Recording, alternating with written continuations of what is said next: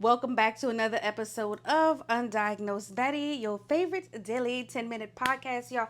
I'm in my moo right now, baby. I have been out and about for the last 2 days, literally handling life business.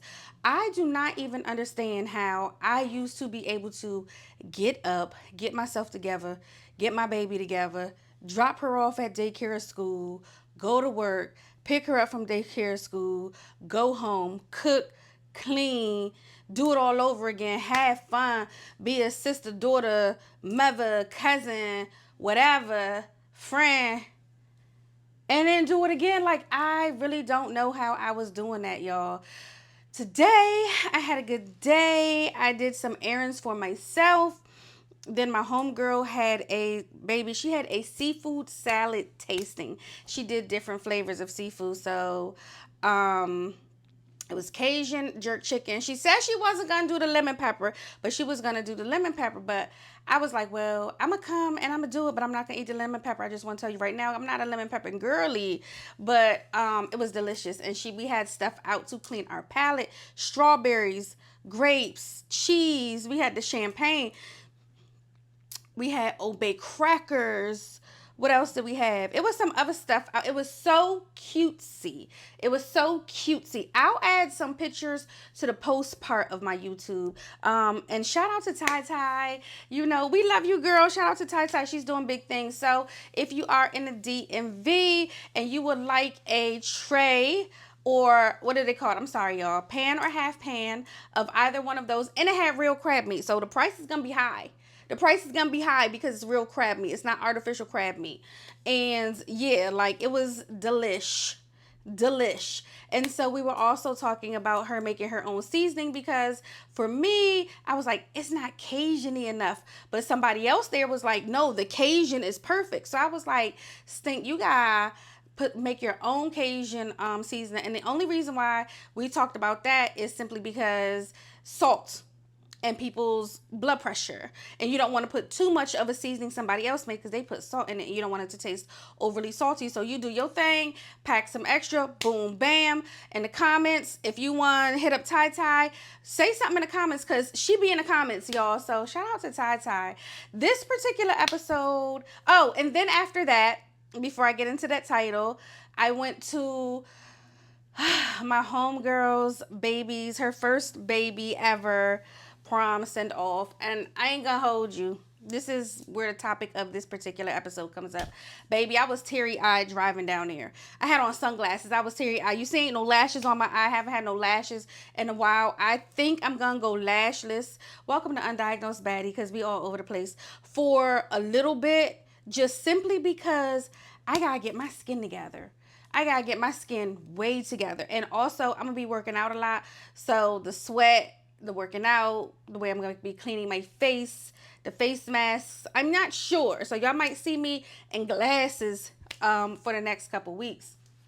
But driving down to Seth's house, shout out to Seth, y'all. If y'all here, put some hearts, or you know what I'm saying, some hug emojis in the motherfucking comments, because my girl, we was all emotional. Like, I watched this little baby grow up. I wasn't hands-on with this little baby, but I love this little baby nonetheless. And the fact that it's my friend's first baby, graduating high school on time, graduating high school, you know what I'm saying, with honors, has a career path already, you know what I'm saying, lined up, doing all of the things, and you just sit back and you just be like, whew, you just get emotional, because it's like, it goes by so fast.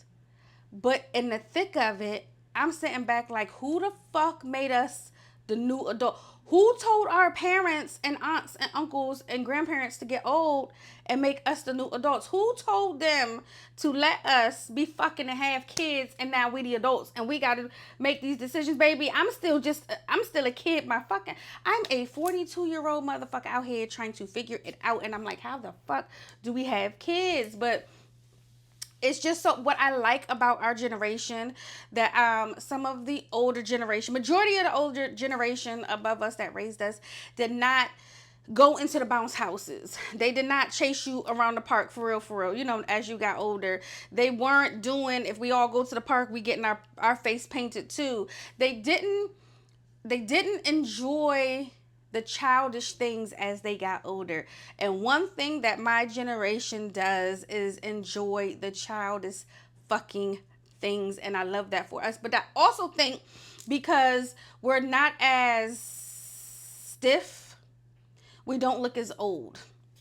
Because we're not as stiff, we don't dress as old. Because we're not as stiff, we're not letting other people judge us for the things that we do and the way that we parent. So shout out to all the parents that have kept a child alive for any amount of years, because people be like, oh, it's easy. It's easy to give up. And when I talk about parenting, I'm talking about a well-rounded child. What comes with a well-rounded child? Classes, extracurricular activities. It's bothering my face. Extracurricular activities, whatever that looks like. If it's sponsored by the school, at the school, if they have, it's not a clarinet. What's them little things we used to blow on? It's not a clarinet. Oh my goodness. Y'all put it in the comments. Y'all know what I'm talking about. It was the free one, the recorders. Like, if it's the recorder, you still are learning how to read music, right? And wind control, and doing like 3 things at once, because you're reading, you're using your breath, you're using your fingers. Track, swimming, soccer, football. Shout out to all of our kids that's doing all of the things, and even the ones that are in art and creating. Oh my gosh, we are literally the new parents, right? But I do want to say that parenting doesn't stop at 16, 17, 18 years old. It doesn't. Parenting to me is beyond 18. Like, at the end of the day, it's still teen. If someone were to say, oh, I'm 40 and she's 18 and she's 19, even at 20, 21, you're like, what are you dealing with? Why are you dealing with this person, right? So in my mind, you're still a child. While you can make your own decisions legally, you're still a child and you still need guidance. And it becomes real sticky sometimes, because some of the teens just think that they could do whatever the fuck they want to do while still having their hand out asking for help all the time. It's like, I don't have to fucking listen to you, but I need some money for Chipotle. Girl, whatever. I don't want to hear anything that you have to say because you don't know anything, but can you send me, some Uber money? And it's like, what do you do in those situations? And that's when parenting becomes tricky. You always think, damn, if I made it out of this phase where I got some sleep in the middle of the night now, I ain't had that problem. Maddie was a preemie, and the NICU had that baby on a schedule, okay? Baby was on a schedule. I didn't have any issues with that baby being on a schedule, but a lot of people don't. And a lot of people also, you know what I see sometimes, and it really irks me. People be like, my baby don't go to sleep, my baby stay up all night, my baby this or that. And it's because your house is overstimulating. And just because your baby is up doesn't mean the TV has to be on. And just because your baby wakes up at 2 a.m. doesn't mean you have to say, okay, we're up, let's turn on the tablet. It's too stimulating. They can fall back to sleep.